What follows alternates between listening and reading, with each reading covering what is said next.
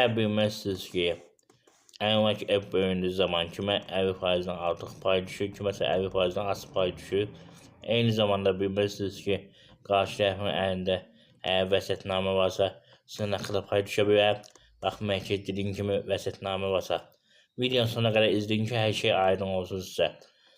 Və xahiş edirəm, videonu bəyənin. YouTube kanalına abunə olun ki, daha çox şəxsin bu barədə xəbər olsun. Amma əvvəlcədən mövzuya keçməmişdən əvvəl bir neçə məlumatını nəzərinizə çatdırmaq istəyirəm. Qeyd edin ki, YouTube kanalına abunə olan şəxslər üçün telefondan və əyani hüquq məsələsinin bəyənməsi 10 manatdır. Kimin nəsi varsa qeyd olun, telefon nömrəsini WhatsApp-dan səsinə göndərsin. Zəhmət olmasa. Bundan əvvəl qeyd edin ki, mən əyri arabasında olan şəxsi kimi dünyanın 40 tanınmış əyri haqqında kitab hazırlamışam. Motivasiya kitabını satılan 20 manatdır. Zəhmət olmasa mənə dəstək üçün videonu bəyənin, qoy hamı bilsin.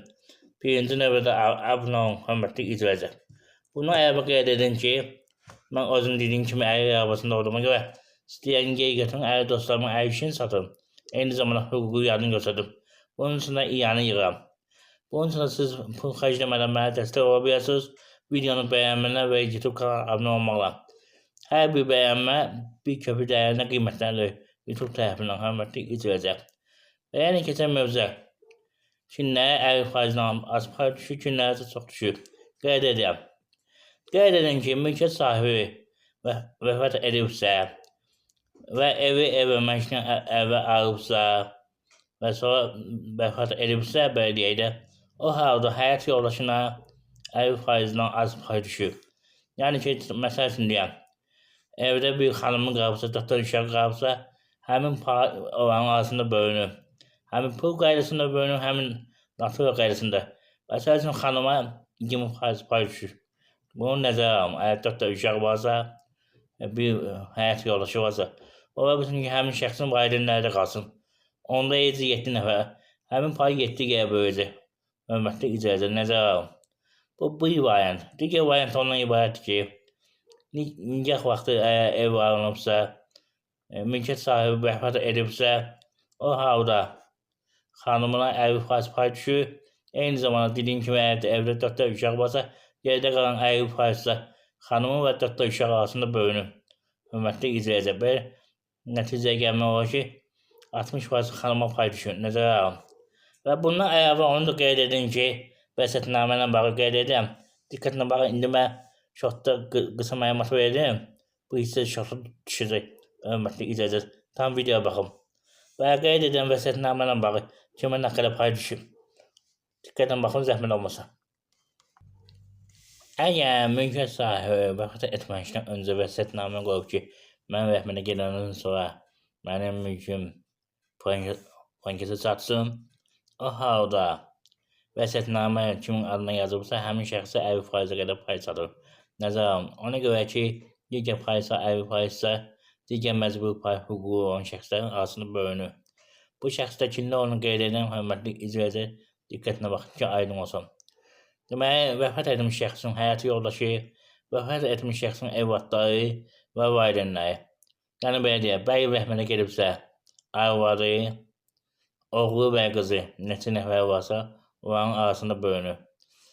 Məsəl üçün deyəm, 4 uşağı varsa, birinə vəsiyyətnamə verirsə, o busara vermirsə, o busaranın arasında yerdə qalan əyri faizi bölünür, bir də xanımın arasında bölünür. Onu da qeyd edin ki, əgər mülkiyyət birgə nikah dövründə alınıbsa, vəsiyyətnamə verən şəxs yalnız öz payını hissəsinə verir.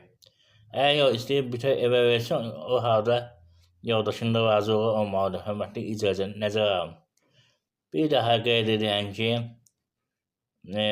vəfat etmiş şəxslərin, valideynlərin, evlatların və həyat yoldaşının payı var.